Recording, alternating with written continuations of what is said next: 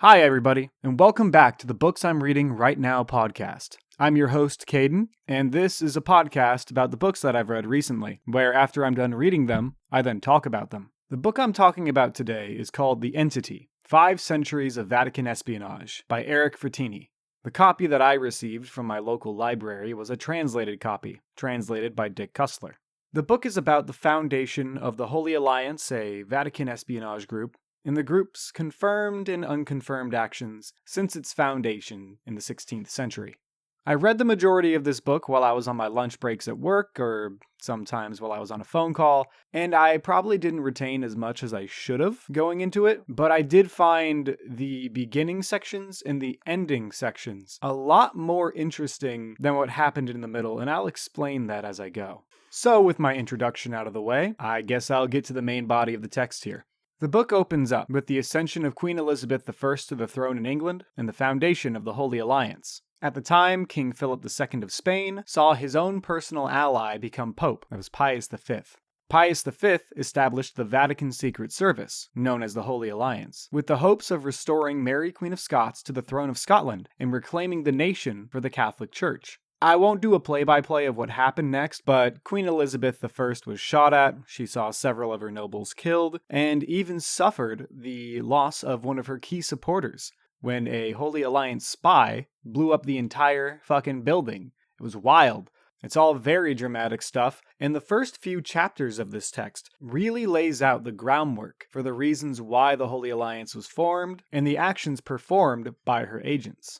This alliance with the papacy in Spain slowly drained the Spanish Empire's resources, as she fought a continually escalating conflict with the English. When Sir Francis Drake sailed into Cadiz and destroyed 30 ships, the humiliation helped fuel the fire for the famous naval battle between the English and Spanish in 1588. 130 Spanish ships fought against 34 English ships of a smaller size, and only 27 ships returned home. Due to the alliance between Spain and the Pope, and through the Vatican continually egging on the Spanish to attack the English, the Spanish Empire ultimately collapsed. What a fascinating piece of history. Included in these early chapters were also the actions of William of Orange and the assassination of a French king by the Holy Alliance. A lot of this era is very fascinating, and the first 3 chapters of this book, taking place from 1566 to 1605, were very well paced, covering about 25 years per chapter on average. But this quality of writing didn't really last for the book, and chapters 4 through 10 breeze through what feels like decades in the same amount of time where single years are being recorded in the first few chapters. Chapters 4 through 10 cover an average of 44 years per chapter, making the era from 1605 to 1914 much harder to understand, especially from somebody like me who isn't familiar with the actors of the political events of these centuries, save for the absolutely most famous.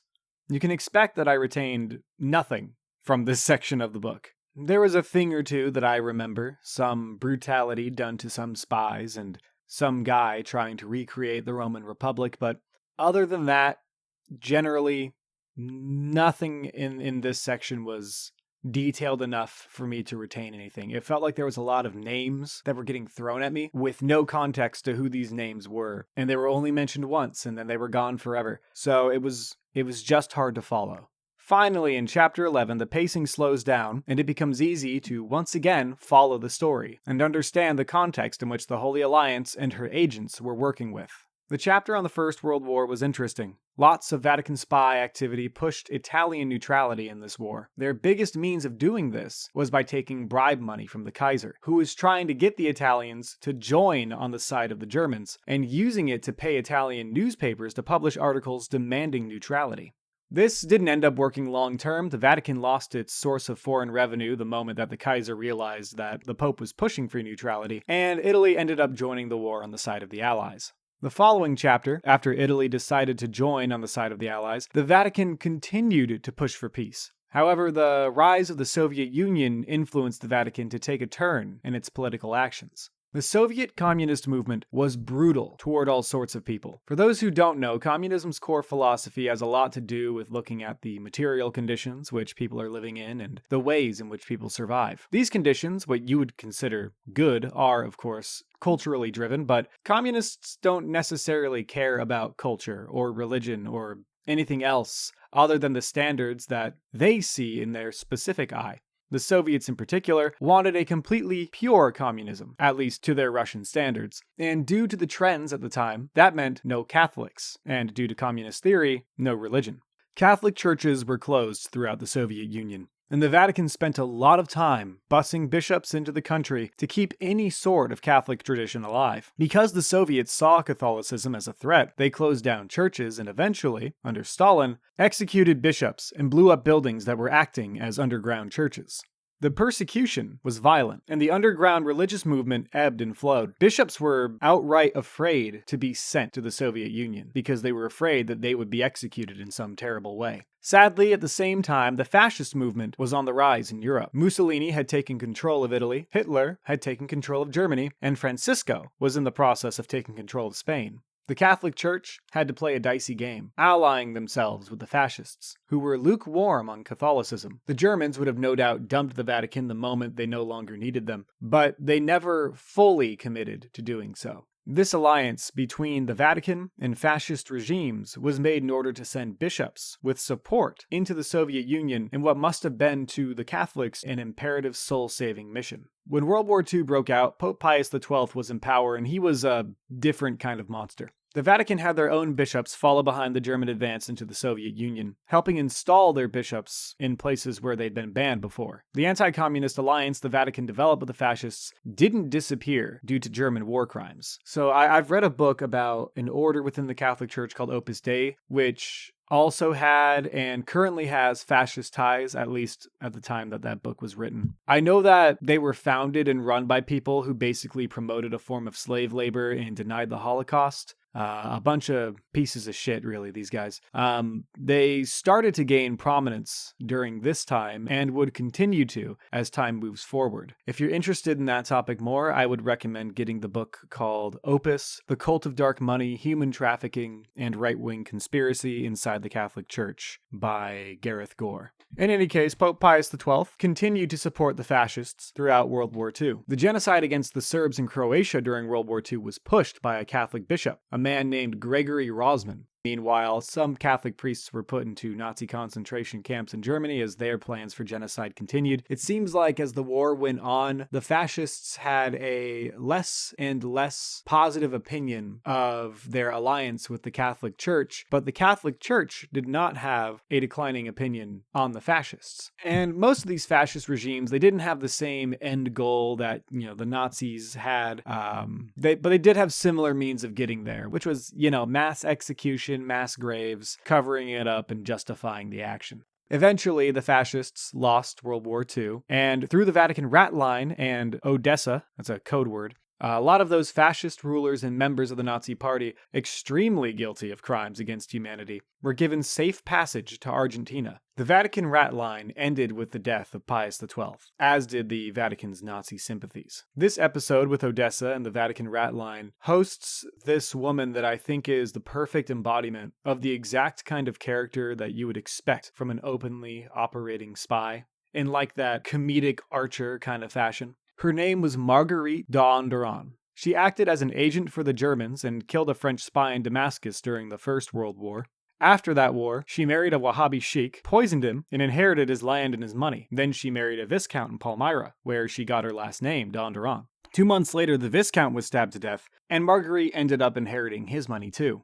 Then she moved across the Mediterranean to Morocco, and on her private yacht, the Jelen, she became an important member in Odessa, moving members of the fascist movement through Spain, out of Europe, across the Strait of Gibraltar, where they could then be sailed out to Argentina. If I could find her biography, I would absolutely read it. She seems just fascinating and horrible at the same time, and it would be probably a pretty great read. After Pius XII died, Pope John XXIII allied with Mossad and the CIA, and gathered connections to a lot of different sources, including mafias, as a means of making money for the church. The medieval church didn't have to go through any dirty avenues to get its money because the papacy actually governed a nation during those years and gathered money from taxes as well as from tithes. But the Vatican still acted as a political entity, even though it was no longer an entity that governed a real population. And she wanted to retain the pomp which came with her station, which is probably why she was taking bribe money from the Kaiser all the way back during World War I, and even during World War II, performed this major train heist, and it's also probably why they supported the fascists initially, before the Nazi-loving Pius XII took the papal throne. John the 23rd died, Paul VI dies, and the Holy Alliance, it becomes its own monster.